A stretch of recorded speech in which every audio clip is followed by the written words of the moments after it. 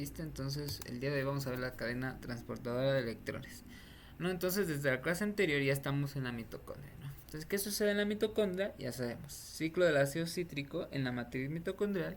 El día de hoy vamos a ver la fosforilación oxidativa, que comprende la cadena transportadora de electrones y el gradiente de protones que ocurre en la membrana mitocondrial interna, ya específicamente no en las crestas mitocondriales. Entonces vamos a ver, ¿ya? ¿Qué es la cadena transportadora de electrones? Ya hemos estado viendo, ¿no?, que en las oxidaciones se forma NAD y se forma FAD, ¿ya? Cuando estos transportadores de electrones transportan los electrones, es como que llevan los electrones que se liberan de las oxidaciones. ¿Y dónde los van a dejar? ¿Ok? Porque esos electrones son de alta energía de transferencia. Es decir, que ahí está almacenada energía. ¿Cómo se aprovecha esa energía? ¿Ya? Recordemos que ese es el principal objetivo del ciclo de Krebs, ¿no? Sacarle los electrones oxidando a mis combustibles hidrocarbonados, ¿no? En forma de acetil-CoA.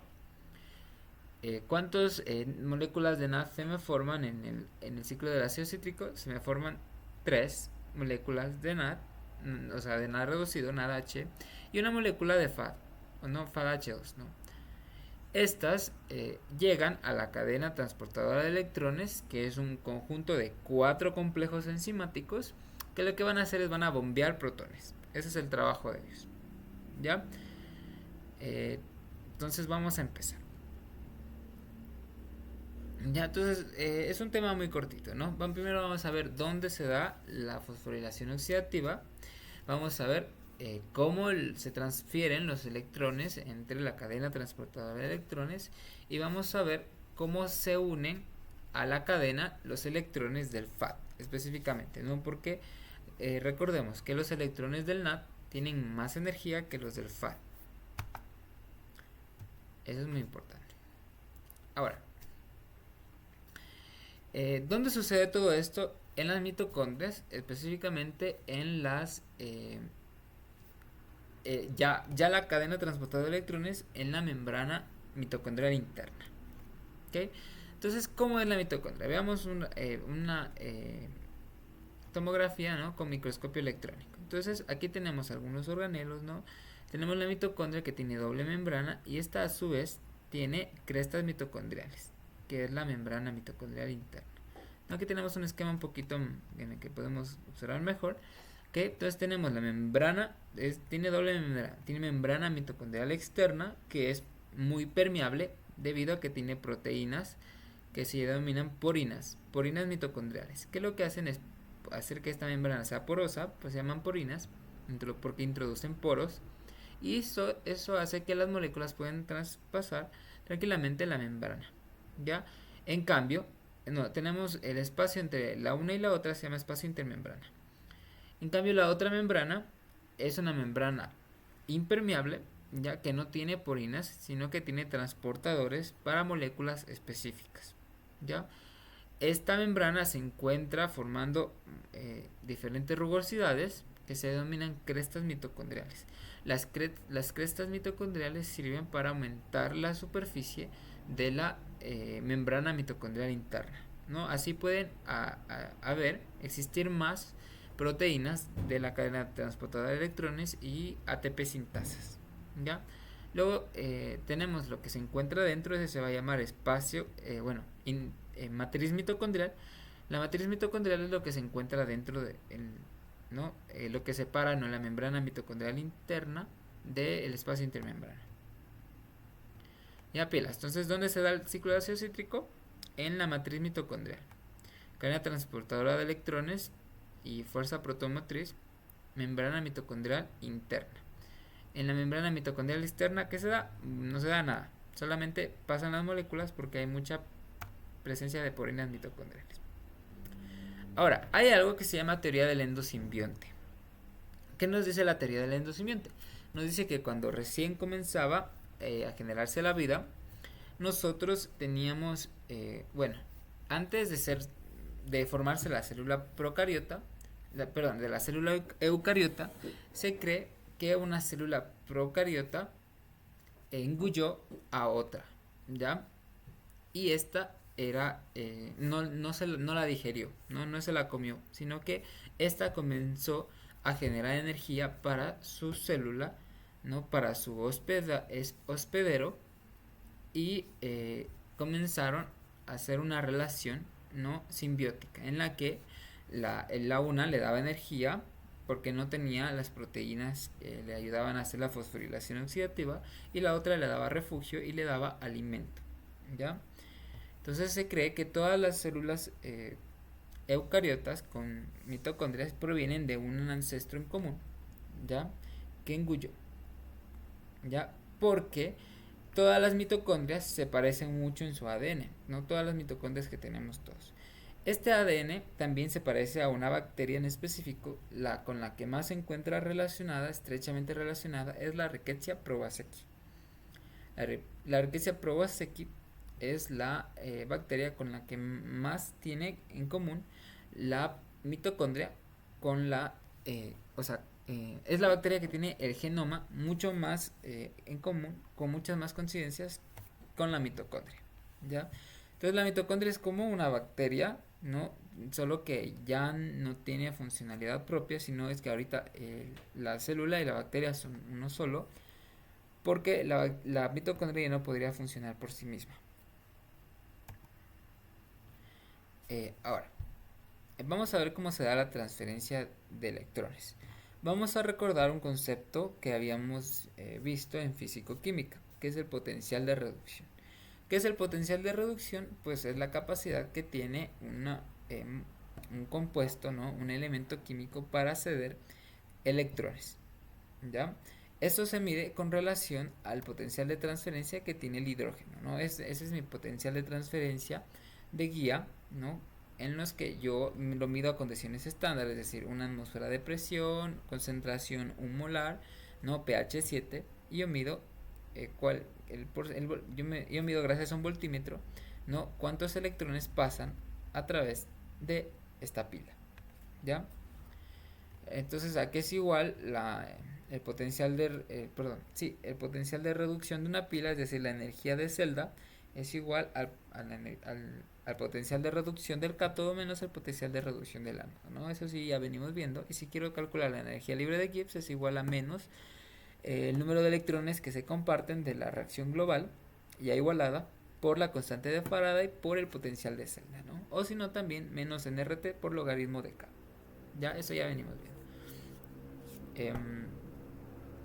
Y pues bueno, entonces como vamos a tener muchos electrones que se están moviendo, entonces voy a tener un gradiente, ¿no? De moléculas que se van a ir pasando entre ellas los electrones, hasta que llega a una proteína, un complejo enzimático que ya no le pasa a nadie más, se le pasa al oxígeno.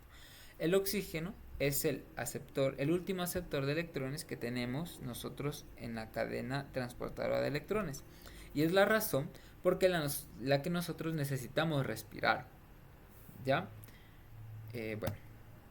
Sí, bueno, y que recalcar, ¿no? ¿Qué es un agente oxidante? El agente oxidante es aquel que hace que se oxiden otros productos, es decir, es el que se reduce, ¿ya? Mientras que un agente reductor es aquel que hace que los demás compuestos se reduzcan, es decir, que él va a donar electrones, entonces como él es el que dona los electrones, él es el que se oxida, ¿no? Es un poco ahí confuso, ¿no? El agente oxidante es el que se reduce, y el agente ¿cómo se dice? El agente reductor es el que se oxida, ¿ya?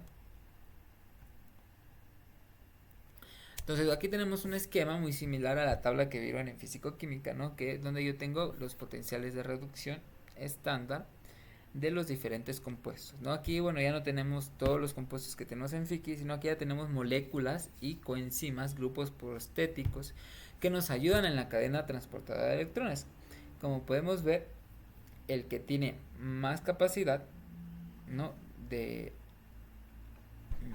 aceptar los electrones es el oxígeno, ¿ya? Que se encuentra acá al último. Es un aceptor de electrones, ¿no? Porque es muy negativo, es muy positivo este valor de aquí. Entonces él acepta 2 electrones para formar una molécula de agua.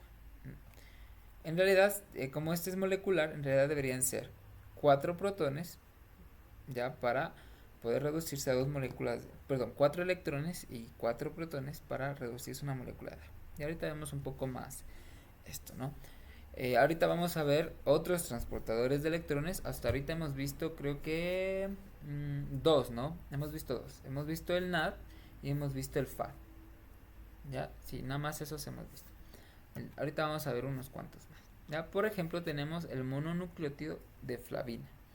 El mononucleótido de flavina es muy parecido al FAD, solo que no tiene la parte nucleótida, ¿no? Recordemos que el FAD es esto de aquí. Bueno, esto de aquí básicamente es la flavina con un grupo fosfato aquí, ¿ya? La vitamina B2. Entonces, ¿qué pasa? ¿Cómo era el FAD? Bueno, el FAD era aquí una ribosa unida a un grupo fosfato que se unide, y esa ribosa está unida a dos grupos fosfato que se une a otra ribosa que se une a una base nitrogenada, la adenina. Por eso se llama dinucleótido de adenina de flavina y adenina, o FAD.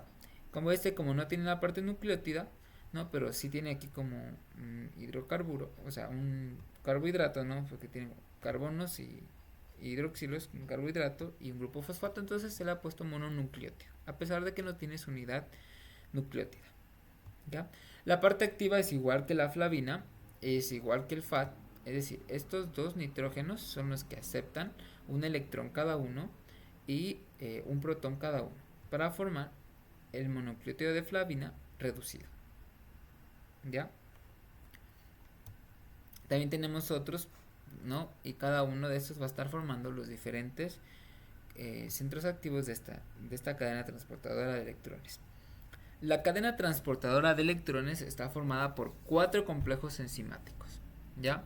El primero, que es el NADHQ óxido reductasa o NADHQ reductasa, es el que recibe los nucleótidos del NAD y los incorpora a través de la cadena. Ya el segundo, que es la succinato deshidrogenasa, incorpora los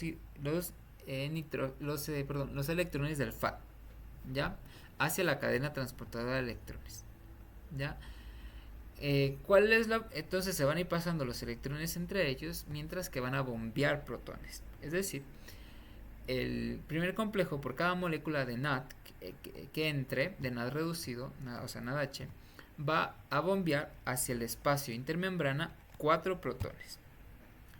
El complejo 2 es el único que no va a bombear, pero va a introducir sus electrones aquí para que se puedan incorporar en el complejo 3. El complejo 3 va a ser el que sí bombee. El complejo 3 también va a bombear 4 protones por molécula de NAD y el complejo 4 va a enviar solamente 2 protones por molécula de NAD, ¿no? Porque también vamos a tener 2 protones que van a irse al agua, ¿ya? Y esto tiene que ser una reacción espontánea, ¿no? Entonces tiene que ir desde el que sea menos afín hasta el que sea más afín por los electrones, ¿ya? ¿A quién le encantan los electrones? Al oxígeno, ¿ya? Y bueno, entonces ese conjunto de transportadores se denomina cadena transportadora de electrones, ¿ya? ¿Para qué se utilizan esos protones que estamos bombeando al espacio intermembrana? Para generar un gradiente de protones, y eso va a impulsar la síntesis de ATP, ¿ya? También tenemos otras proteínas que se encuentran otras moléculas que se encuentran dentro de las proteínas. Por ejemplo, pues por lo general son átomos de cobre, ¿no? Principalmente son átomos de hierro, ¿ya? Principalmente son átomos de hierro y de azufre. Por eso se llaman proteínas ferrosulfuradas. Para evitar, ¿no? Aquí tenemos, ¿no? Un átomo de azufre, de un átomo de hierro unido a residuos de cisteína que tienen átomos de azufre, ¿no? Y tenemos aquí, por ejemplo, 2 moléculas de hierro unido a los átomos de azufre que se encuentran de los residuos de cisteína, ¿no? Recordemos que la cisteína es un aminoácido que tiene un grupo sulfidrilo terminal. No, aquí nos sirve para que se pueda unir al hierro. Ahora, estas proteínas se llaman proteínas ferrosulfuradas o también se llaman proteínas con hierro no hemínico. Es decir, que se diferencian entre el grupo hemo porque el grupo hemo tiene un átomo de hierro. Entonces, para que se evite la confusión, se dicen proteínas con hierro no hemínico, es decir, que no tienen un átomo de hierro en esta forma. Esta es la manera en la que se forma el grupo hemo. Ya el grupo hemo se forma así como un anillo pues, un poco medio extraño, ¿no? Este es el grupo hemo A. Existen como 4 grupos hemo, ¿ya? Y este grupo es el hemo, es el que transporta el oxígeno también de la hemoglobina, ¿ya?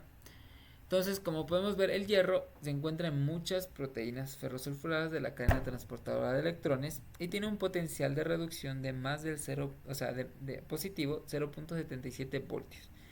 Pero ¿cómo es posible, no, que se transporten entre sí? Si es el hierro es el que está aquí y tiene un potencial de transferencia de 0.77, ¿no? Si tiene la energía tiene que fluir, ¿no? De manera espontánea. No puede irme, o sea, si es que todos tuvieran el mismo potencial, entonces sería algo como aquí recto, ¿no? Y no tendría espontaneidad, no había un gradiente. Esto debido a que el hierro va a cambiar su potencial de reducción gracias al entorno, ¿no? Al entorno, es decir, gracias a los átomos de azufre que se encuentran a su alrededor, gracias a otros grupos funcionales que se encuentran alrededor que van a interaccionar afectando su potencial de reducción. ¿Ya? Luego tenemos otro transportador de electrones. Este ya no es una vitamina. ¿Ya? Eso sí es una coenzima, pero no es una vitamina. Es decir, que la sintetizamos, nosotros la podemos sintetizar de nuevo. ¿Ya? Desde cero. Se llama ubiquinona, ¿no? O también se llama parabenzoquinona y es una...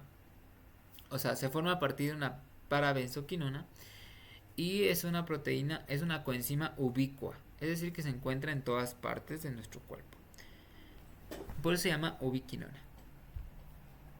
También le suelen llamar coenzima Q10 porque tiene una cola de unidades isopreno, de 10 unidades isopreno en el caso de nosotros los mamíferos. Esto varía de acuerdo al organismo, ¿no? Puede ser que otros organismos tengan, por ejemplo, 10, tengan otros 8, otros 12, esto va a variar. ¿Ya? Se llama Q10 porque nosotros los humanos tenemos 10 unidades isopreno. Y va a transportar 2 electrones. Ya es lo principal que se tienen que grabar. Transporta 2 electrones y se reduce en forma de ubiquinol. El ubiquinol es la manera más reducida, ¿no? Donde está transportando 2 electrones. Y también existe su forma en la que solo acepta un electrón. Cuando solo acepta un electrón se llama intermediario semiquinona, ¿no? Muy importante. Un electrón semiquinona, 2 electrones ubiquinol. Ahora, también puede formarse un radical libre. Ya se forma un radical libre si yo le saco un protón, es decir, le saco el protón, ¿no? Le estoy sacando el protón de aquí, en realidad, ya, para formar, ¿no? Lo estoy sacando de arriba. Entonces se me forma un ion radical, ¿ya? Pilas con esto. Ahorita vamos a ver dónde entra la coenzima Q en la cadena transportadora de electrones. ¿Okay? Entonces vamos a ver cómo están acopladas cada una de las bombas de protones. Y como una de estas, que es la succinato deshidrogenasa, se encuentra conectada con el ciclo de Krebs. ¿Ya? Entonces vamos a empezar con el primer complejo, ¿no? Son 4. ¿Cómo se llama el primer complejo? Se llama NADHQ óxido reductasa o NADHQ deshidrogenasa. Vamos a decirle NADHQ óxido reductasa y van a ingresar los electrones del NAD. ¿Cuántos electrones transportaba el NAD? 2 electrones. Le transfiere a la coenzima Q gracias a un grupo prostético que tiene el complejo que es un mononucleótido de flavina.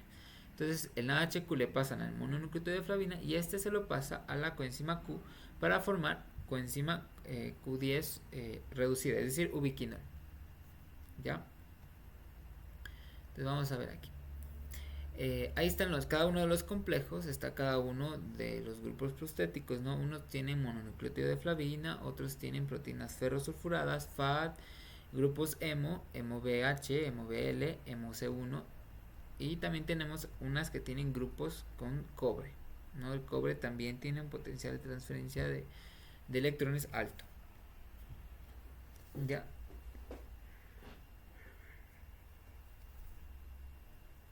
Perdón. Scarlett, seguimos ahí. Sí, aquí estoy. Ya. Muy bien. Entonces, ¿qué hemos entendido hasta ahorita? ¿Cuántos complejos tenemos? Hay 4 complejos. Ya. Muy bien. ¿Dónde se incorporaban los del NAD y dónde los del FAD?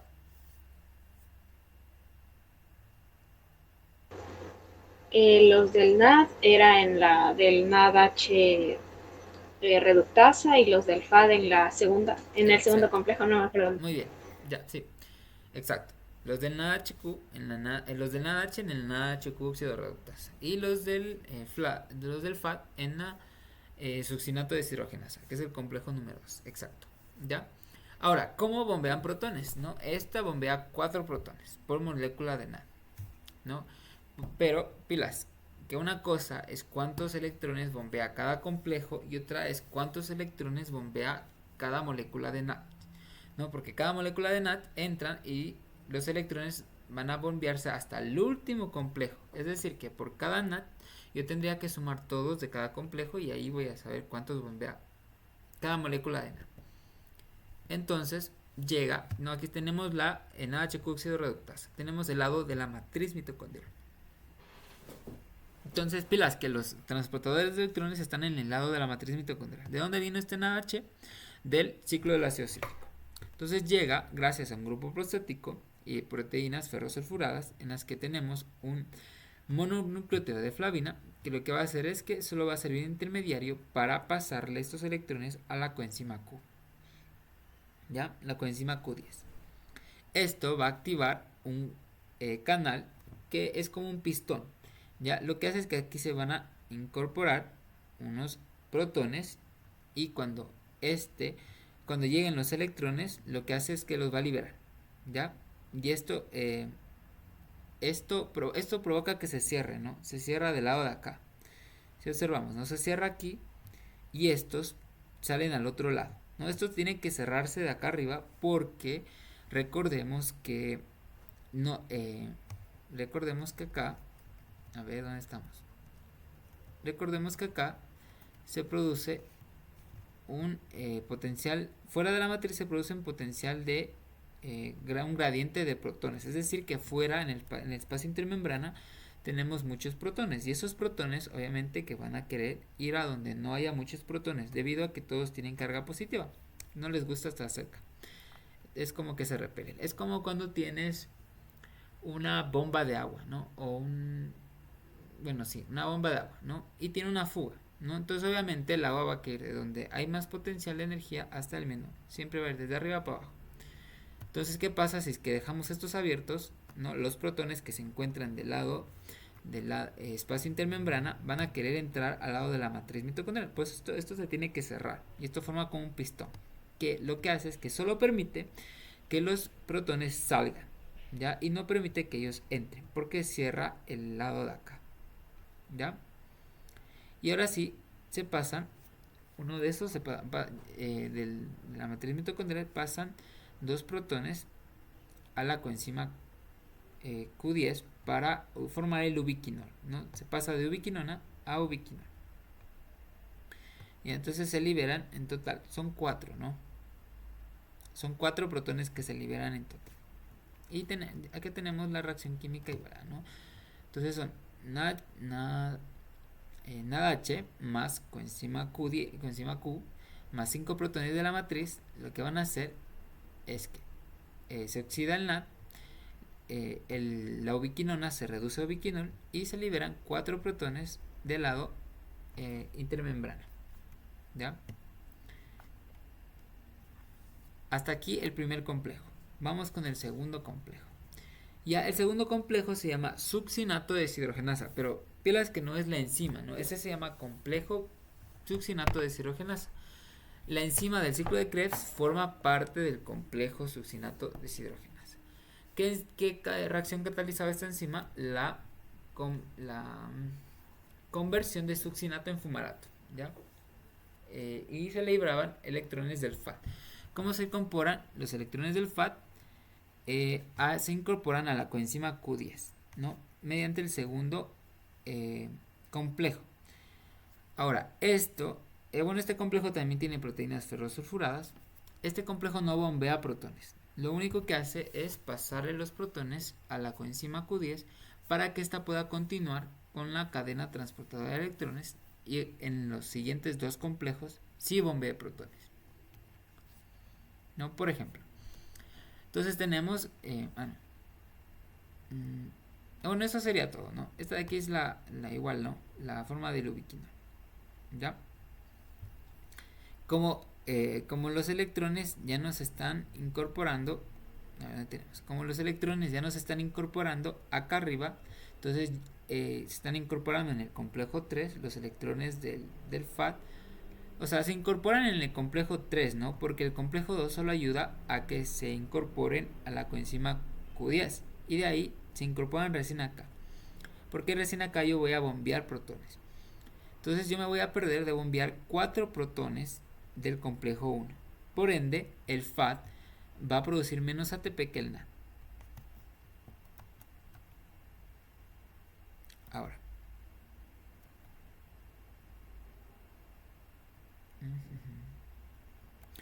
A ver, ¿dónde estamos? Estamos acá. Vamos al tercer complejo, ¿no? El tercer complejo, 3 de 4, se llama Q-citocromo C óxido reductasa. ¿Ya? Q-citocromo C óxido reductasa. Y ahora lo que va a hacer es que le va a pasar esos electrones que carga el ubiquinol, ¿no? Ahora reducido de ubiquinona a ubiquinol. ¿Cuántos electrones transportaba la ubiquinona? Ya. Entonces el complejo número 3 lo que hace es, sí bombea protones y se llama citocromo C óxido reductasa. Ya la citocromo C óxido reductasa pasa los electrones del ubiquinol. Ese ubiquinol, ¿de dónde viene? Del complejo 1 y del complejo 2. Pasa esos electrones al citocromo C, que es un también transportador de electrones. También tiene grupos hemo. ¿Y cómo se llama? ¿Cuántos electrones transportaba la ubiquinona?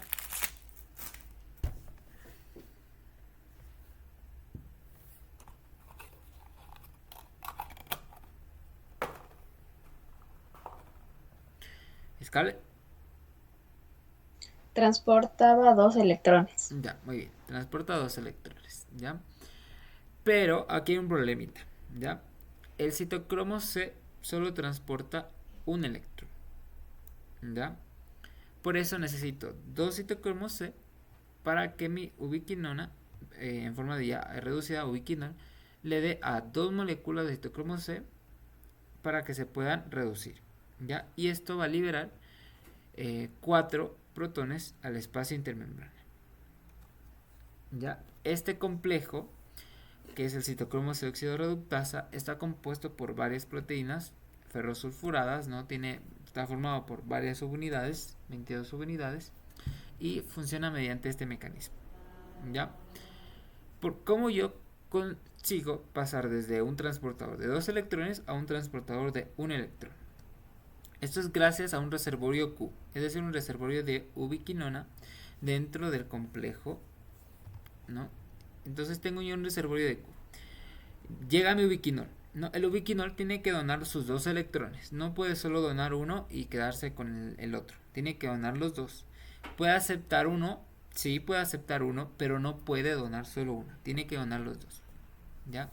Entonces lo que hace es que llega una ubiquinona del reservorio Q y recibe el otro electrón, ¿ya? Entonces recibe uno el citocromo C y otro la ubiquinona. La ubiquinona, cuando coge solamente un electrón, es un intermediario semiquinona, ¿ya? Entonces se forma un intermediario semiquinona, ¿ya? Entonces se va el citocromo C y se van, bueno, 2 protones. Luego llega otro ubiquinol y también no tiene que donar sus 2 electrones. Entonces igual, uno dona al citocromo C y otro dona recordemos, ¿no? Que se me formó el intermediario semiquinona, ¿no? Donde la quinona solo acepta un electrón. Entonces le dan otra vez otro electrón y se forma ubiquinol. ¿Ya? Y este ubiquinol vuelve a repetir el ciclo. ¿Ya? Entonces, la reacción neta es que dos ubiquinoles más una coenzima Q, ¿ya? Se va a necesitar de dos citocromos C, dos protones de la matriz que se van a bombear, que se van a necesitar para reducir el citocromo. Van a formar dos ubiquinonas, van a formar un ubiquinol, dos citocromos C reducidos y van a bombearse 4 protones al espacio intermembrana, ¿no? Entonces sí se entiende, ¿no? Entonces como mi ubiquinol tiene que donar sus dos electrones, uno le da al citocromo C, otro a una quinona que se convierte en semiquinona. Llega otro ubiquinol, igual, le da un electrón al citocromo C y otro a la semiquinona para que se forme ubiquinol, ¿ya? Y el ciclo se repite. Y este ciclo se llama ciclo Q, ¿ya? ¿Alguna pregunta hasta aquí? Porque esto por lo general suele ser un poco complejo.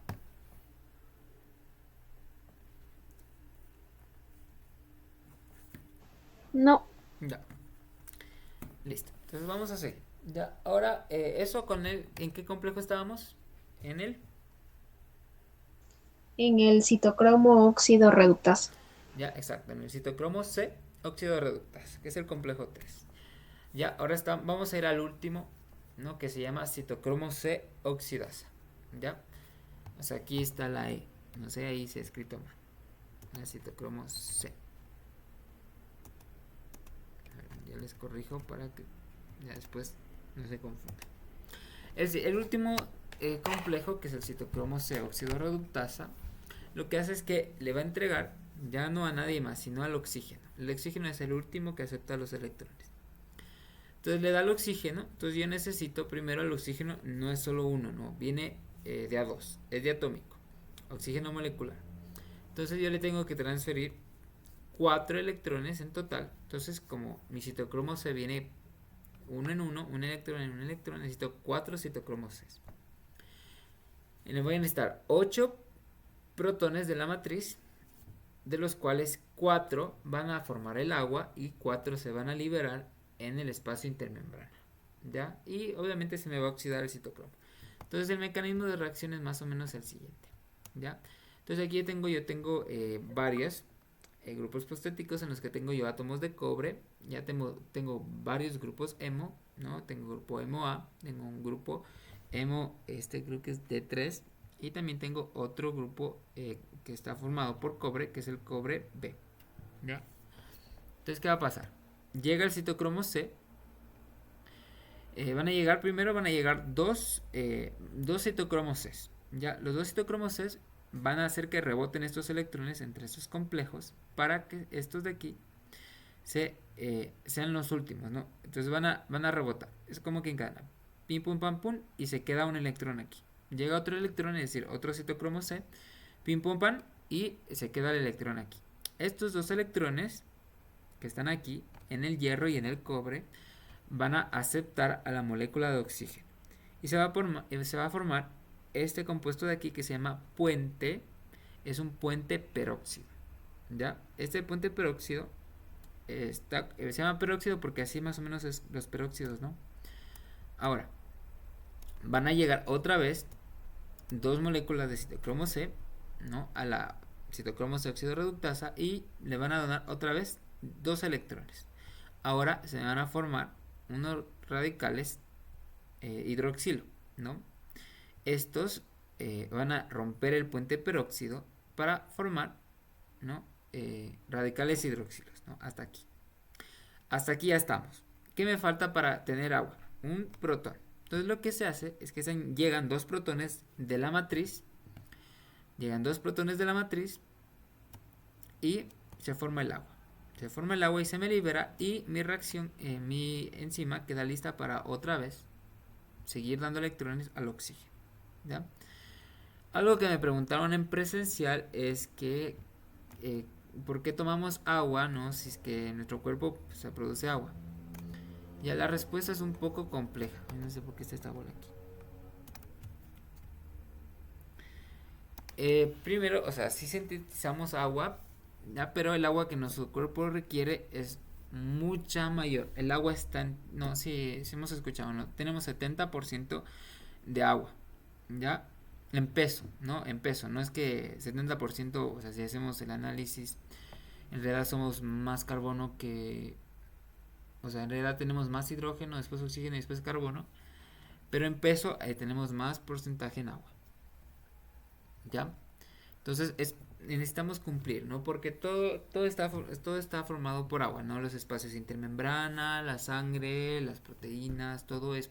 Entonces, esta agua que tenemos aquí no nos alcanza, ¿ya? Ya, entonces aquí vamos, tenemos un resumen, ¿no? Entonces tengo cuatro complejos, ¿no? El primero es el NaHQ óxido reductasa, el segundo succinato Q reductasa, eh, el tercero que se llama citocromo C óxido reductasa y el cuarto que se llama citocromo C oxidasa. De manera general, entonces llega el NAD que viene de dónde? Del ciclo del ácido cítrico. Llega al complejo 1, se bombean 4 protones. Así, algo que quería hacer acá. ¿No? Pilas que aquí yo tengo 4 citocromos C, ¿ya? Pero los que venían de acá solamente eran 2. ¿Ya? Significa que aquí me tiene que entrar otra molécula de NADH para que se me forme otra vez otra molécula de ubiquinona, de ubiquinol, y para que se formen otra vez dos moléculas de citocromo C. Para que aquí al final se me formen mis 4 citocromos C. ¿Ya? Entonces, en realidad aquí me asoma que me está bombeando 4 protones el último complejo, pero por molécula de NADHQ, perdón, de NADH, solo me bombea 2, porque cada NADH o sea, solo me produce 2 citocromos C. Entonces aquí necesito 4, entonces significa que cada uno bombea 2. ¿Ya? Entonces vamos contando.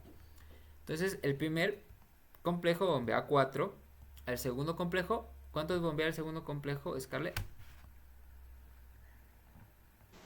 El segundo no bombea. Exacto, el segundo no bombea, el tercero bombea, ¿cuántos bombea?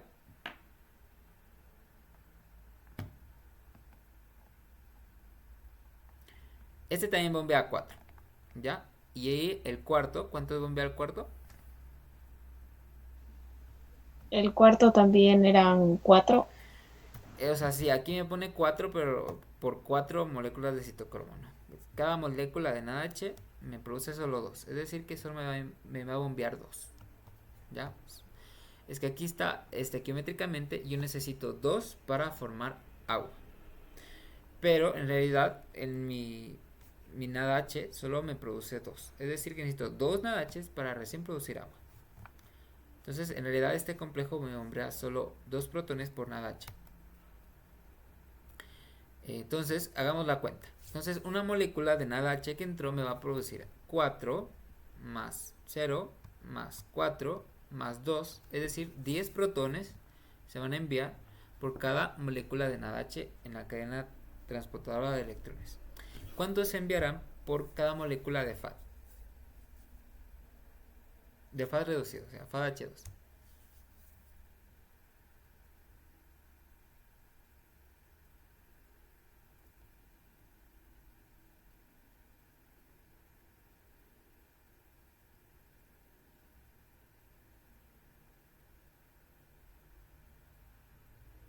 Scarlett, ¿estás ahí? Sí. Ya.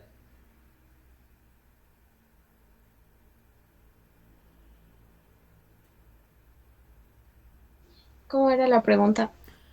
¿Cuántos protones se enviarán al espacio intermembrana por cada molécula de FAD H2? O sea, FAD reducido.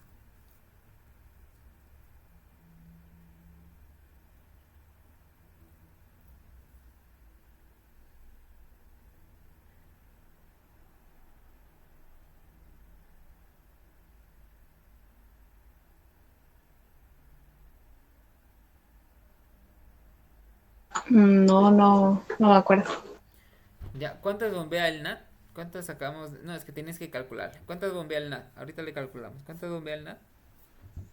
El NAD eran 4. Sí, pero el primer complejo bombea 4. pero el NAD en realidad cuando pasa por toda la cadena transportadora de electrones, ¿cuántos bombea en total? A 10. 10, ¿ya? Pero ¿cuántos bombeará el FAT? O sea, en toda, ya estamos hablando de todo, ¿no? Ahorita ya se unió, todo está conciso ahí, ¿ya? Entonces ahora ya es todo.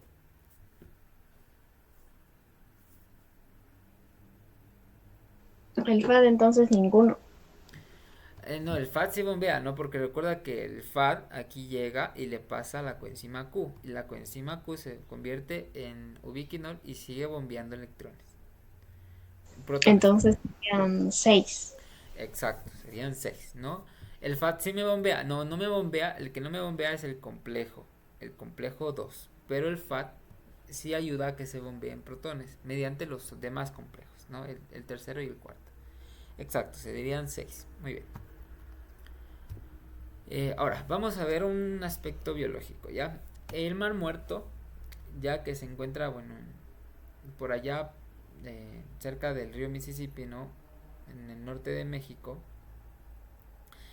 le llaman mar muerto no porque ahí no haya vida. Ahí hay vida, lo que no hay es vida pesquera, ¿no? No hay pescaditos para que los pescadores puedan pescar.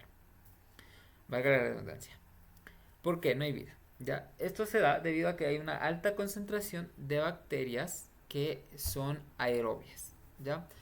El plancton, el fitoplancton que tenemos en la superficie, ¿no? Y un poco más abajo, es cuando fallece es degradado por las bacterias y estas bacterias son aerobias. Entonces para degradarlas utilizan oxígeno, ¿no? El oxígeno que está en el agua.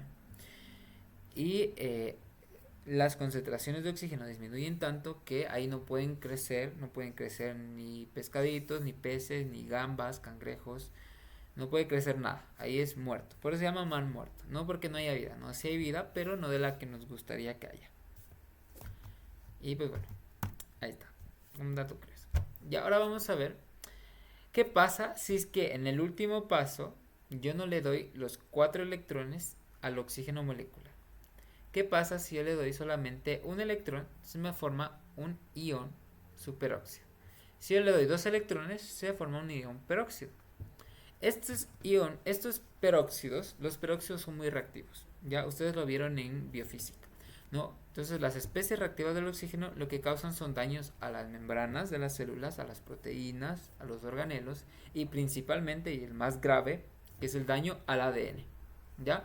Bueno, el ADN tampoco es que sea indefenso. Existen muchas proteínas que protegen al ADN. Están las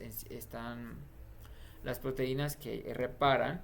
Está la polimerasa, está el mecanismo SOS, la reparación por recombinación.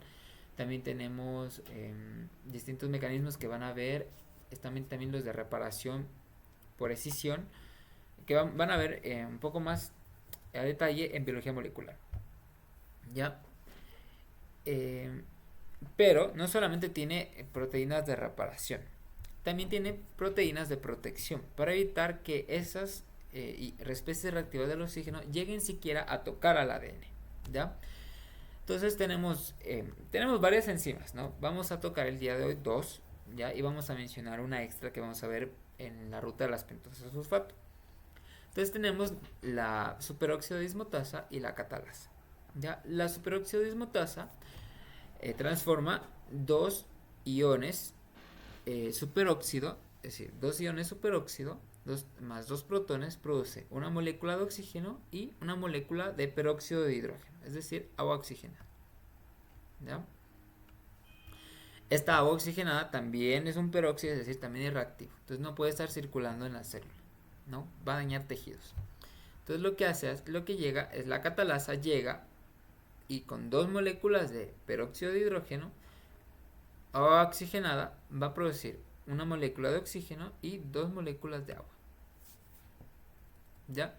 Entonces esto evita a que esas especies reactivas del oxígeno se llaman ROS. ¿Ya? Siempre que leas en siglas, ROS, ¿no? En mayúsculas, son especies reactivas del oxígeno porque en inglés sería como Reactive Oxygen Species, algo así, ¿no? Del inglés. Entonces, bueno, entonces Hay también otras enzimas, como por ejemplo tenemos la glutatión peroxidasa. Se diferencia de estas, porque estas de aquí tienen cofactores metálicos. ¿Ya? En cambio, la glutatión peroxidasa, esa no tiene un cofactor metálico. Lo que tiene ella es una coenzima, un cofactor que es el glutatión. Entonces el glutatión lo que hace es que se oxida reduciendo las especies reactivas del oxígeno. Ya vamos a ver eso en la ruta de las pentosas fosfatos, porque es muy importante. Ya es súper importante esa enzima en esa ruta. Ya, ¿hasta aquí alguna duda? No. Ya, muy bien. Estas especies reactivas de oxígeno también se llama estrés oxidativo. Entonces, cuando escuches hablar de estrés oxidativo, no es que, ay, si es que tengo mucho estrés, no, el estado fisiológico de tener estrés, sino se habla al estado en el que tu respiración celular produce radicales libres del oxígeno. ¿Ya? Estos radicales libres del oxígeno se producen constantemente y se producen más cuando nosotros sí estamos pasando por estrés, por depresión, por eh, alguna enfermedad. Ahí sí, o sea, sí, pero no solo es por el estrés, ¿ya? Esto causa distintas enfermedades y lo que se suele recomendar es hacer ejercicio. Bueno, el ejercicio en realidad nos ayuda en un montón de cosas, vamos a ver muchas de ellas en el último capítulo. Pero lo que, por ejemplo, recordemos, ¿qué pasaba nosotros cuando hacemos ejercicio? ¿Ya? Primero se agotaban las reservas de creatinina fosfato. Después del ATP, ¿no? En los 5 primeros segundos. Después se mueven las reservas de glucosa, del glucógeno, y eso nos ayuda a aguantar más tiempo. Pero si necesitamos más energía, nos queremos ejercitar más, es decir, un ejercicio prolongado, nosotros tenemos que obtener la energía de la respiración celular. Entonces, si hacemos bastante ejercicio, va a aumentar la velocidad del ciclo del ácido cítrico y por ende va a aumentar la velocidad de la fosforilación oxidativa, haciendo que las especies reactivas del oxígeno aumenten. Entonces, nuestro cuerpo sabe cómo responder, ¿no? Porque o sea, está todo muy regulado. Entonces, como ve que aumentan las especies reactivas de oxígeno, va a producir más antioxidantes, ¿no? Antioxidantes como cuáles? La coenzima Q. La coenzima Q es forma como antioxidante porque también puede aceptar los electrones de las especies reactivas del oxígeno. Eh, pero bueno, habría que investigar, ¿no?, cuál es la enzima. Debe tener alguna enzima. También la vitamina C, ¿no? Ya vimos el ácido ascórbico, también funciona como antioxidante. Y también la vitamina E. La vitamina E también funciona como antioxidante. ¿Ya? Algo que se recomienda es que si se hace ejercicio no se tome vitaminas antioxidantes porque eso evitaría que mi cuerpo produzca las propias. ¿Ya? Y bueno, eso. Ahí, bueno, ahí tienen un poco de ejemplos, ¿no?, de enfermedades que se causan por estrés oxidativo. ¿Ya? Es decir, por la arroz. Ya. Hasta ahí es el tema de la cadena transportadora de electrones. Ya, ahora vamos a ver la fuerza protomotriz. La fuerza protomotriz es básicamente no, si la mitocondria es el banco, ir a la ATP sintasa es como ir a ver dónde se imprime el dinero. Es decir, ya llegamos, ¿no? Aquí es donde se produce el ATP, ¿ya?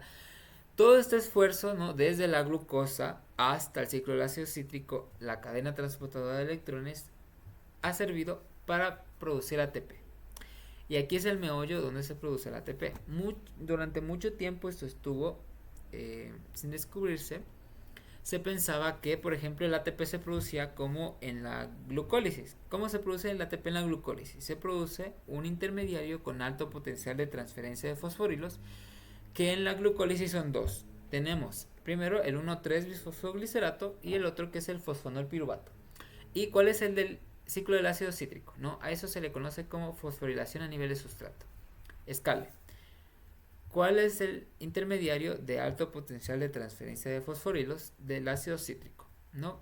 O sea, es la única reacción que produce ATP o GTP.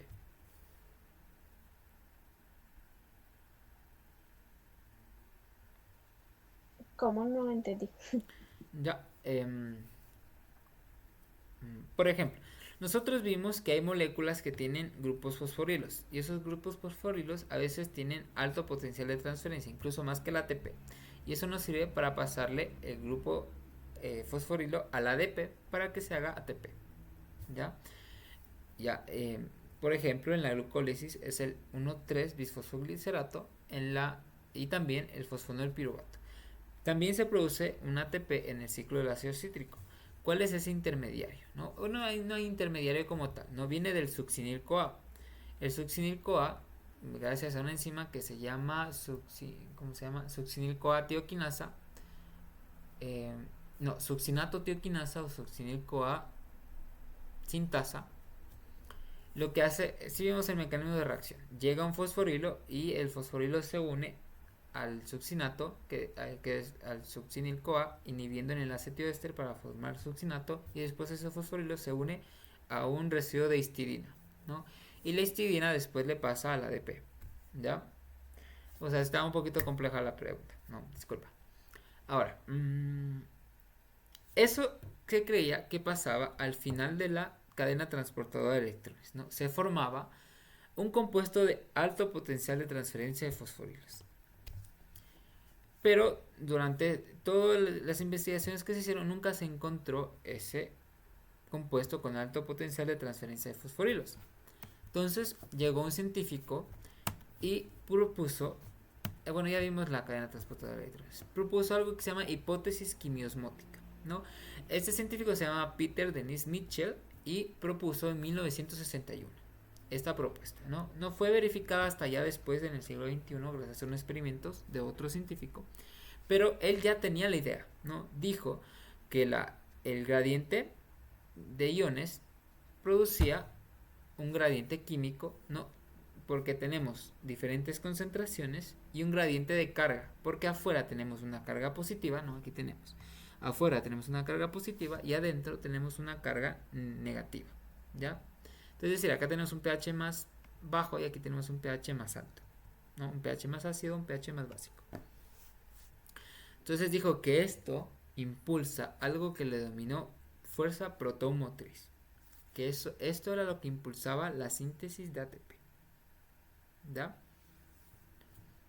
Ahora, no, es que nosotros no somos de no creer hasta no ver. Entonces lo que se hizo fue experimentos, ¿ya? Porque así es como se descubren, ¿no?, las cosas. Hoy en día sabemos cosas que se nos hacen muy obvias, pero antes no sabíamos, no teníamos la menor idea de que esas cosas eran de la manera en la que lo son.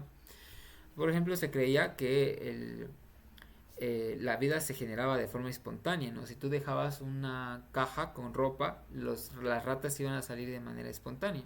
Si dejabas una carne, las moscas iban a salir así, de la nada. Pero hoy en día sabemos que no es así, ¿no? Gracias a los experimentos. Entonces lo que hicieron es purificar, ¿no? Hicieron una vesícula en la cual pusieron una bacteria que se llama una enzima que se llama bacteriorhodopsina, que lo que hace es bombea protones cuando le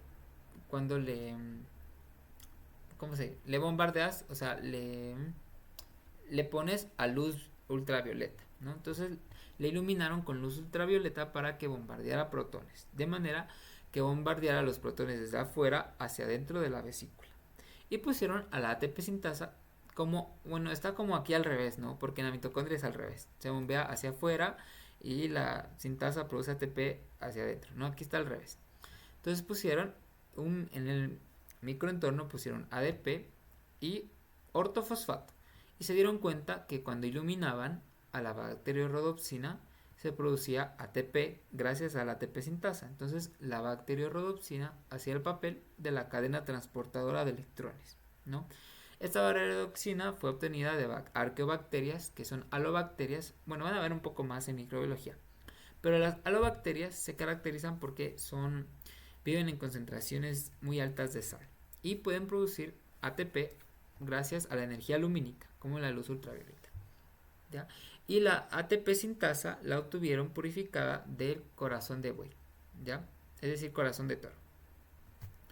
Y gracias así se logró comprobar que la síntesis de ATP y la cadena transportadora de electrones estaban estrechamente relacionadas. ¿Ya? Ahora, no es que están pegadas, ¿no? O bueno, o sea, las proteínas de la cadena transportadora de electrones, ¿no? Los cuatro complejos, sí están muy juntitos en bueno, algo que es similar a un organelo que le llamamos respirosoma, ¿ya? Pero la ATP sintasa no necesariamente está muy cerquita de ellos, no puede estar, como podemos ver aquí en el experimento, o sea, no están cerquita, pero están acopladas, ¿ya? Se están relacionadas mediante la fuerza protomotriz. ¿Ya? Ahora, nuestra ATP sintasa, vamos a empezar a ver de qué está compuesto, ¿no? Esto sí es muy importante que sepamos la estructura. Está conformada por dos partes, la F0 y la F1. La primera parte contiene la parte móvil y la segunda contiene la parte que tiene el centro catalítico. Es decir, aquí sucede lo bueno, aquí se produce la ATP. Entonces la F0 está compuesta por un anillo que está formado por proteínas C. Las proteínas se llaman proteínas C, entonces el anillo se llama anillo C, ¿ya? Y tenemos un canal que es un canal denominado A.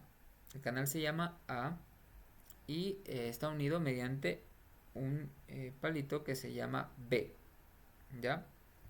Aquí vamos a tener este anillo, aquí van a entrar los protones. Por este canal van a unirse al anillo y va a hacer que el anillo rote en sentido, si lo ves desde arriba es en sentido horario y si lo ves desde abajo en sentido antihorario. Eso va a hacer que rote el anillo, haciendo que rote un rotor, ¿no? Esto es como una hidroeléctrica. Entonces esto va a hacer que rote el rotor, haciendo que rote esta proteína que se llama gamma, y esta hace que cambie la conformación de estas proteínas, que es un hexámero. Está constituido por 3 proteínas alfa y 3 proteínas beta, ¿ya? Las proteínas alfa no se sabe para qué sirven, ¿no? Todavía se está investigando, pero se sabe que la síntesis de ATP se da en las proteínas beta, ¿ya? Entonces, al momento que gira el complejo gamma, perdón, la proteína gamma hace que cambie de conformación las proteínas beta, y eso va a introducir la síntesis de ATP. Eso va a producir la síntesis de ATP. Entonces, pilas, está conformado por una parte móvil y una parte que no es móvil, es estática, y esta es la que tiene el centro catalítico. Ya, ahorita vamos a ver un poco más.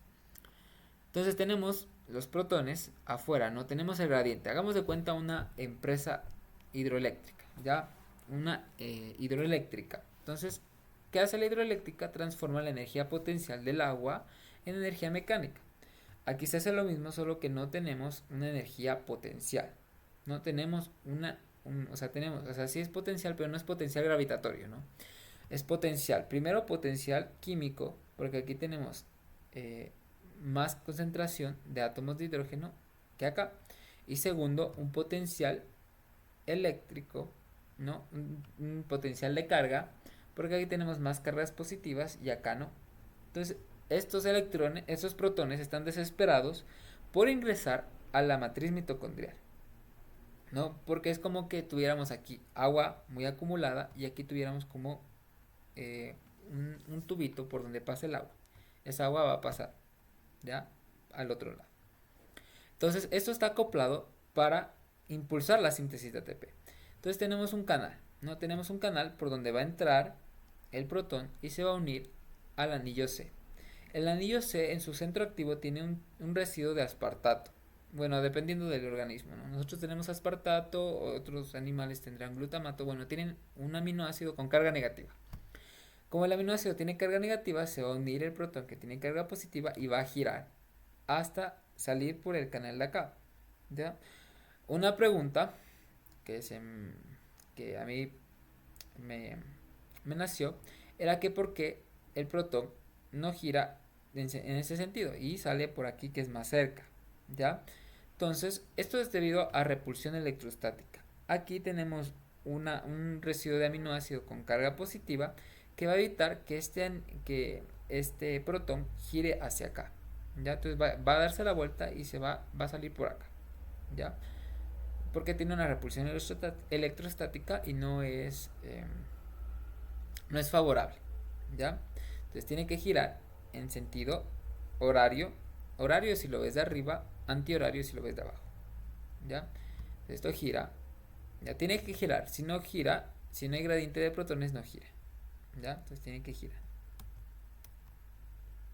¿ya? Ahora, aquí tenemos un esquema, ¿no? Entonces llegan los protones del lado del espacio intermembrana, llegan, se unen a lo que vemos en rojo, que es el residuo de aspartato, se unen y no giran para el otro lado porque tenemos aquí a una arginina, ¿ya?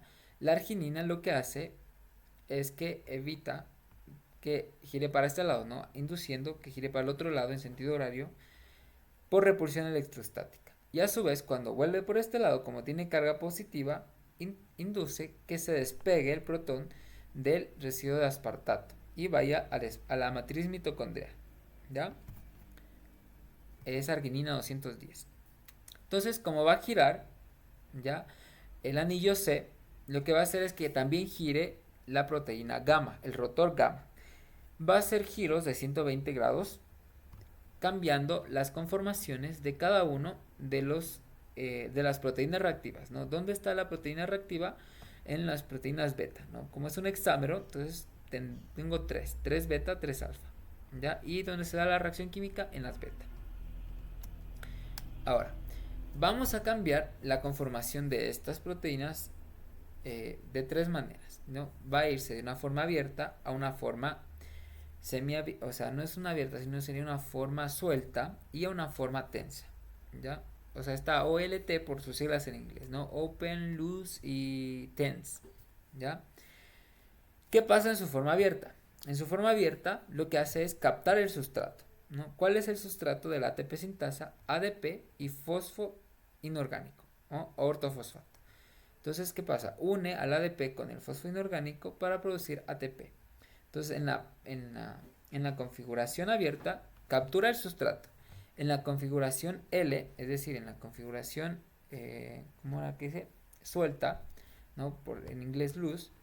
En la configuración L, lo que hace es atrapa el sustrato, ¿ya? Y en la configuración T, cataliza la reacción, ¿no? Solo la configuración T cataliza la formación de ATP. Ahora, ya tengo el ATP sintetizado. Ahora, ¿qué tiene que pasar? Tiene que salir de la proteína. Entonces, como está en forma tensa, no puede salir. Tiene que pasar a una forma O para que pueda salir el ATP recién sintetizado y entrar otra vez el sustrato, que es el ADP y el ortofosfato. Esto va a inducirse cambios conformacionales, ¿no? Con giros de 120 grados, que lo que van a hacer es que van a ir cambiando, ¿no? Van a ir cambiando OLT, OLT, OLT cada una.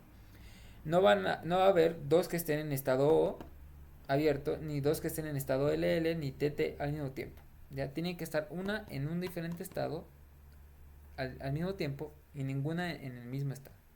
¿Ya? Entonces, ¿quién va a inducir este cambio de conformación? El rotor gamma. El rotor gamma que está pegado al anillo C. ¿Ya? Ahora, bueno, ya sabemos cómo entra el ADP y el fósforo inorgánico. Ahora, ¿cómo sintetizamos AMP? Ya, nosotros vimos en la glucólisis que hay una enzima que se llama adenilato quinasa. La adenilato quinasa cataliza esta reacción que tenemos aquí. A partir de dos moléculas de ADP, forma una de ATP más una molécula de AMP. ¿Ya? Este AMP todavía no entra aquí, no está aquí está ADP. Pero recordemos que esta reacción también es reversible. Entonces, también a partir de un ATP y un AMP, puedo producir dos moléculas de ADP. ¿Ya? Y estas sí que van a entrar acá como sustrato. ¿Ya? Entonces aquí tenemos un esquema, tenemos un video interactivo, ¿no? Aquí está bueno como de cabezas, ¿no? No encontré videos que estén en el mismo sentido. Entonces tenemos aquí la matriz mitocondrial y abajo estaría, ¿no?, el espacio intermembrana. Entonces están pasando los protones a través del anillo del rotor. Y esto lo que vemos acá arriba es el hexámero. Entonces lo que estamos viendo ahorita de más de cerca es el centro activo de la proteína beta. Entonces la proteína beta va a aceptar al ADP en su centro activo y se va a unir mediante, primero, interacciones de puentes de hidrógeno entre los aminoácidos y el ADP, que van a estabilizar que la base nitrogenada y la azúcar, ¿no? La adenina y la ribosa. Luego, un residuo de magnesio, un cofactor de magnesio, va a estabilizar la carga negativa de los dos fosfatos que tiene el ADP, ¿no? El magnesio tiene valencia 2 más, ¿no? Los dos fosfatos valencia, si no estoy mal, creo que es 2 menos, ya, o 3 menos, 3 menos. Y va a catalizar la unión del ortofosfato, ¿no? Entonces está cambiando aquí de conformación abierta, cerrada, tensa, abierta, ¿no? Abierta, suelta, tensa, abierta, ¿ya? Y esto va a ir cambiando, ¿no? Conforme gire mi rotor. De esta manera yo sintetizo ATP, ¿ya? ¿Cómo se dieron cuenta que era el rotor, ¿no? Que era el rotor y el hexámero donde se producía ATP y no, por ejemplo, el anillo C. ¿Cómo sabemos eso? ¿No? Gracias a experimentos. Lo que hicieron fue pegar, ¿no? El anillo, perdón, el rotor gamma y el hexámero lo pegaron a, bueno, un portaobjetos, ¿ya? Y lo que hicieron es que le pegaron acá arriba un filamento de actina. No, el filamento de actina es una proteína, ¿ya? Está formando el citoesqueleto de las células, ¿no? El citoesqueleto está formado por filamentos de actina, filamentos intermedios y citoesqueleto. Y en el medio no van a poner ADP, ¿no? Porque no tenemos el rotor. Entonces, lo que hicieron fueron que pusieron en el medio ATP y también pusieron agua, ¿ya? Entonces, ¿qué hicieron? Se dieron cuenta que marcaron primero a esta actina, el filamento de actina, con fluorescencia, ¿ya? La marcaron fluorescentemente y se dieron cuenta que se movía, ¿no? Aquí tenemos los datos de laboratorio, ¿no? Se mueve el anillo, el filamento de actina, pero si te das cuenta, como lo estamos viendo de arriba, debería moverse en sentido horario. Y aquí se está moviendo en sentido antihorario. Esto se debe a que está catalizando la reacción opuesta, ¿no? Aquí no está sintetizando ATP, aquí está hidrolizando el ATP, ¿no? Porque aquí no hay rotor. Por eso es que a la ATP sintasa inicialmente se la conocía como ATP-asa, es decir, ATP, o sea, adenosín trifosfatasa o ATP hidrolasa, porque se conoció primero como la reacción inversa, ¿no? Hidrolizando el ATP. Y se dieron cuenta que esto giraba y eso inducía la síntesis de ATP. Ya, ahora, hemos visto cómo se integran los electrones, perdón, las series electrones del NAD y del FAD del ciclo del ácido cítrico. Pero, ¿qué pasa con los electrones de la glucólisis? ¿Ya? Porque en la glucólisis también se producen electrones, ¿no? Se producen dos NAD. ¿Cómo entran esos NAD dentro de la mitocondria? ¿No? O sea, pasar la primera membrana mitocondrial externa fácil, ¿no? Hay muchas porinas, entonces todo el mundo pasa por ahí. Pasar la segunda, la membrana mitocondrial interna, está difícil, porque ahí sí solo pasa todo por un transportador específico. Y no hay transportador para todo. Hay transportador para, bueno, o sea, sí hay un montón de transportadores, pero específicos para cada molécula. Para NAD no hay. Lo que sí hay es una lanzadera, ¿no? Tenemos esta lanzadera, se llama lanzadera de glicerol 3-fosfato. Entonces, ¿qué pasa? La dihidroxiacetona que tenemos en la glucólisis se va a reducir. Se reduce aquí en este carbonilo para hacerse un hidroxilo. A glicerol 3-fosfato, ¿no? Pasa de dihidroxiacetona a glicerol 3-fosfato gracias a una enzima que se llama glicerol 3-fosfato deshidrogenasa. Y esta es una enzima que está en el citoplasma, ¿no? Citoplasmática. Como esto se reduce, algo se tiene que oxidar. Lo que se oxida es un NADH, ¿no? Se oxida a NAD+. Ahora los electrones del NAD, ¿dónde están? Aquí. Están en el glicerol 3-fosfato. Afuera todavía en el citoplasma. Entonces pasan por una enzima que se encuentra en la membrana mitocondrial interna, que es la glicerol 3-fosfato deshidrogenasa, pero mitocondrial. ¿Y qué van a hacer? Van a volver a oxidar al glicerol 3-fosfato en dihidroxiacetona fosfato para que estos electrones entren en forma de FAT, ¿ya? Estos electrones entran en forma de FAT. Es decir, aquí ya no se lo pasan al NAD, sino se lo pasan al FAT. Porque aquí se pierde el potencial de transferencia en esta reacción química, en el glicerol 3-fosfato. Entonces, estos NADH de la glucólisis, como ya no entran en forma de NADH, sino en forma de FAT, producen menos ATP. Y obviamente este FAT ya va a la coenzima Q, ubiquinol, y se incorporó a la cadena transportadora de electrones. ¿Ya? Ahora, ¿qué pasa si yo quiero los electrones completos? ¿Ya? Si yo quiero los electrones completos, yo tengo que hacer lo de acá. Primero, un oxalacetato que se encuentra en el citoplasma se va primero a formar en malato, ya porque el oxalacetato no puede traspasar a la mitocondria, solo el malato, ¿no? El malato se reduce, o sea, el oxalacetato se reduce a malato, ¿ya? ¿Y de dónde saca los electrones para reducirse? Del NAD, ¿no? Este malato ya puede ingresar a la mitocondria y en la mitocondria se vuelve a oxidar a oxalacetato. Ahora, ¿cómo yo lo saco? ¿Cómo yo lo saco sin volverlo a transformar en malato? Porque si lo vuelvo a transformar en malato y se va fuera de la mitocondria, también se me va llevando los electrones. Yo no quiero que se me vayan los electrones. Quiero ingresarlos a la fosforilación oxidativa. Entonces, gracias a una enzima que se llama una enzima transaminasa, se llama aspartato oxalacetato transaminasa, creo que se llama aspartato glutamato transaminasa, que lo que hace es que el oxalacetato, en vez de pasarle electrones, yo le paso un grupo amino. Entonces, si yo le paso un grupo amino al oxalacetato, se forma aspartato. ¿De dónde viene ese grupo amino? De un aminoácido. Ese aminoácido es el glutamato. El glutamato, al ceder su grupo amino, se vuelve alfa-cetoglutarato. Entonces, el aspartato ahora sí que ya puede pasar por el transportador, el antiporte, pasa al citoplasma. Y en el citoplasma, otra enzima transaminasa, coge al alfa-cetoglutarato, que también puede, ese sí también puede pasar, ¿no? Si hay un transportador. Y lo vuelve a transaminar, es decir, al alfa-cetoglutarato le da el amino que le prestó, ¿no?, al oxalacetato para que se forme aspartato, le quita, se vuelve otra vez glutamato, y como le quitó, se forma otra vez oxalacetato y se vuelve a repetir el ciclo. Entonces, de esta manera yo no pierdo los electrones que ingresaron. ¿Ya? ¿Alguna duda hasta aquí? Esto es un poquito complicado. Fuera mejor que lo viéramos en estructuras, pero es que se hace muy, muy grande. ¿Ya?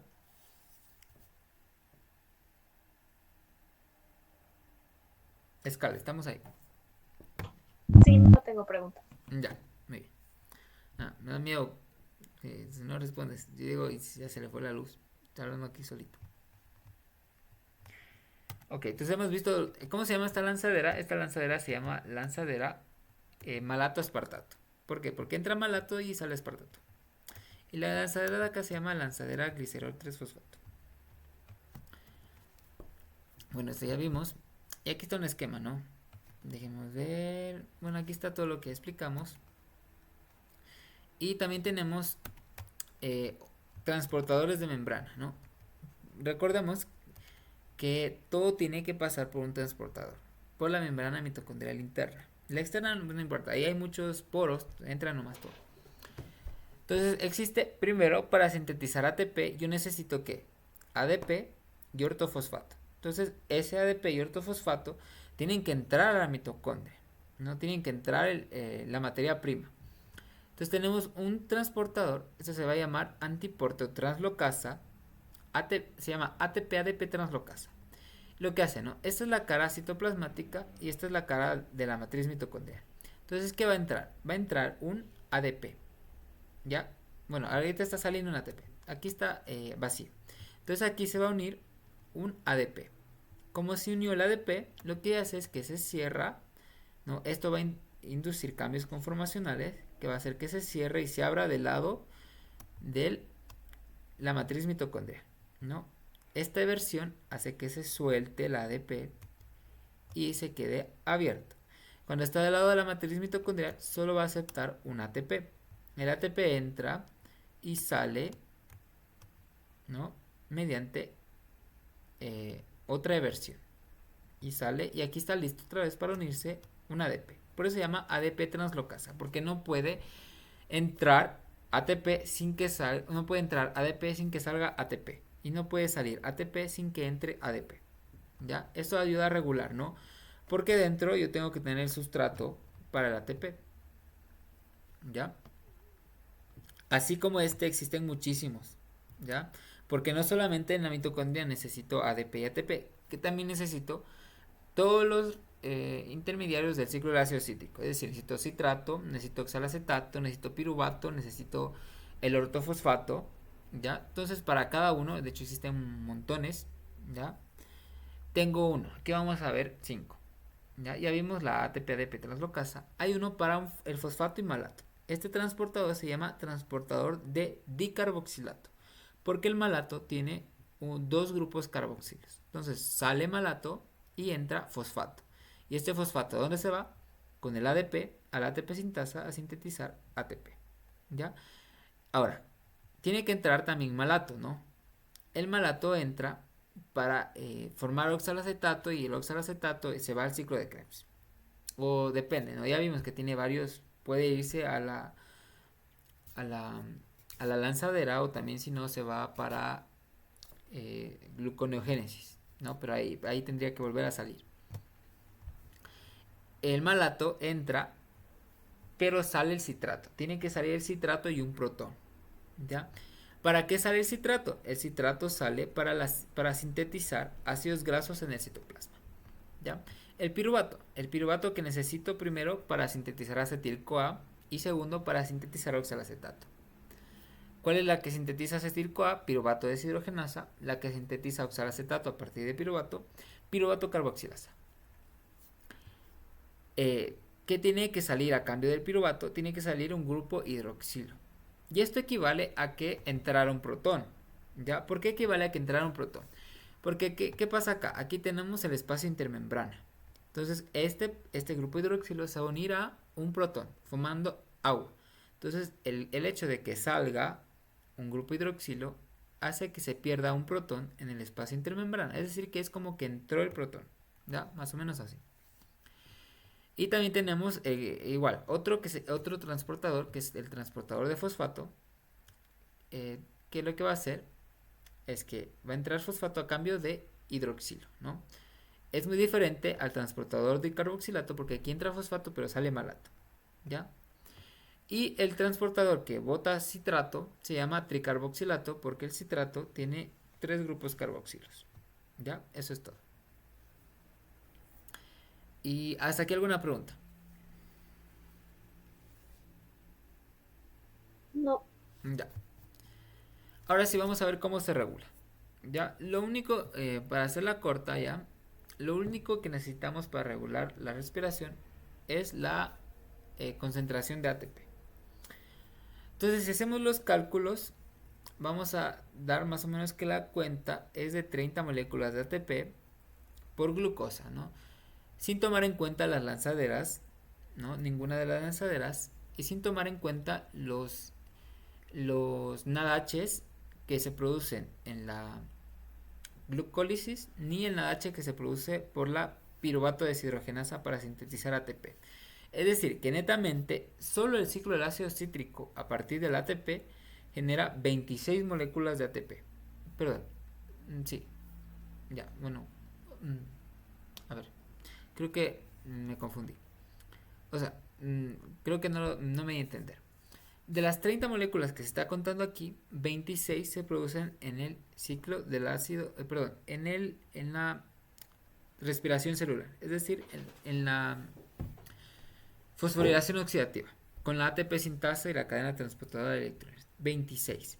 ¿Qué pasó con los otros 4? Tenemos que recordar que 2 se producen en la glucólisis por fosforilación a nivel de sustrato y los otros 2 se producen en el ciclo del ácido cítrico, ¿no? Porque la glucosa forma 2 piruvatos. Los 2 piruvatos, 2 acetil-CoA. Cada acetil-CoA, un ATP en el ciclo del ácido cítrico. Entonces, total son 2 ATPs más 2 son 4, ¿ya? Entonces aquí sube mucho el rendimiento, ¿no? Sube full el rendimiento, y aquí es porque nuestro cuerpo tiene que sintetizar glucosa. Porque vimos que la gluconeogénesis tenía un aporte de 4 nucleótidos trifosfato. ¿Ya?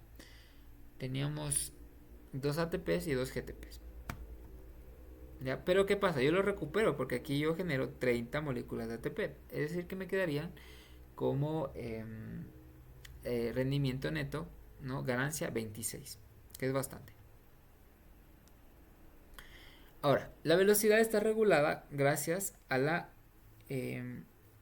energía, ¿no? Sí, es decir, que si yo tengo bastante energía, entonces lo que se hace es que se detiene o disminuye su velocidad.